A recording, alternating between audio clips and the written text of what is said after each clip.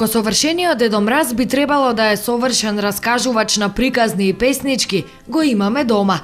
Во лична карта е Стојан Митев, го препознаваат како писателската легенда Стојан Тарапуза. Татко ми беше ковач, па нели тоа железата се вжештуваат во огнот, па има една пепел што се вика пуза.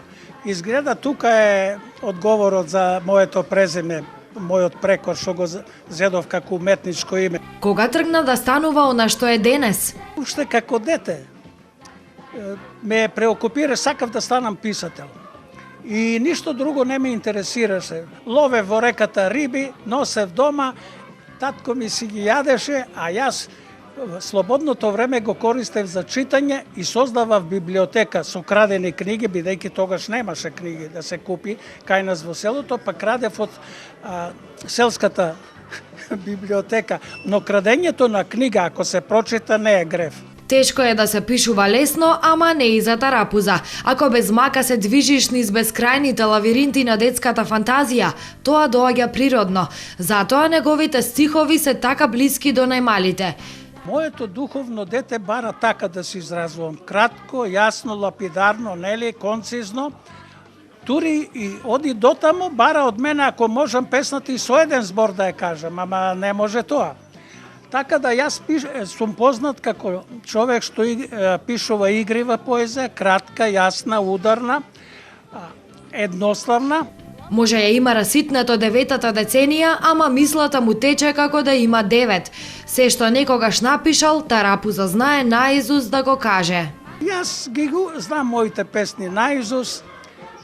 Јас не пишувам со молив, не пишувам во тетрадка. Какви се неговите најверни читатели? Децата се добри суди, добри читатели и многу благородна публика. Детето знае дали го лажеш или не го лажеш. Детето знае кој го сака, кој не го сака. Има радари своји што ние не можеме да ги сватиме. Ние го омаловажуваме детето. Детето е ѓаволче, мало само порасно, многу умно и сладкодумно. Лесно е тоа да ги задоволиш децата ако ги познаваш. Да, вам ви е тоа лесно. Мене ми е многу лесно, бидејќи јас сум секогаш дете со нив. Моето дете е уште активно, моето дете е уште многу бара од мене, многу љубопитно дете. Постојано бара од мене нешто ново и јас му давам колку што можам. Во писателското портфолио му стојат низа признанија. Најтазе е наградата Ванчо Николески за книгата на Сликано време. На секоја и се радува како дете на најубавата играчка. Наградите ги доживувам како духовни ордени со кои се закитуваме однатре. Најсјајни се заслужените. Се потпишал на повеќе од 100 фестивалски песнички. Мајмун јаде попара е една од најпознатите.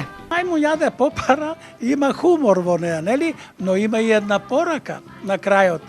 Песна без порака за деце јас не би препорачал на никого, а и не знам дали може да постои песна без порака.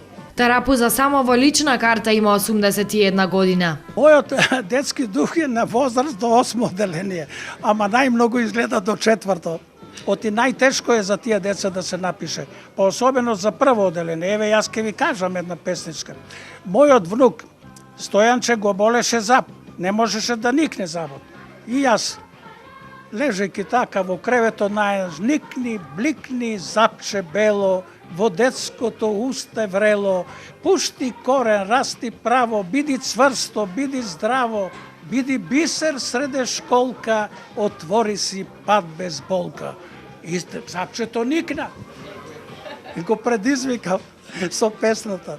Со неговата писателска мисла пораки праќа, од уметноста и секојдневието пораки добива.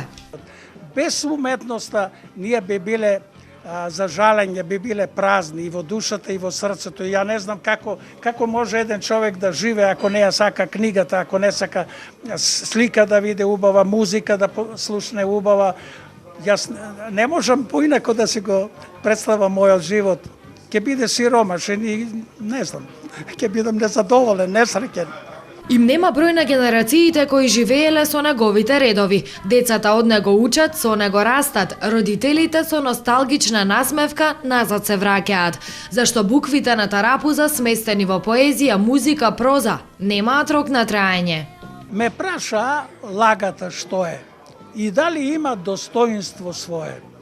Одговорив, лагата е ласка, нашминкана маска, лицемерна глава и ветер во тава. Не дава, а зема, достоинство нема. Пред децата не можеш да стоиш исправен со лага, и тоа е чиста вистина, а Тарапуза вистината ја доближува на автентичен начин, затоа ќе остане име синоним за македонската поезија за деца. Затоа и ова едно интервју со Стојан Тарапуза. Писателот во кого спијано се буди, исклучително љубопитно, неуморно и талентирано дете.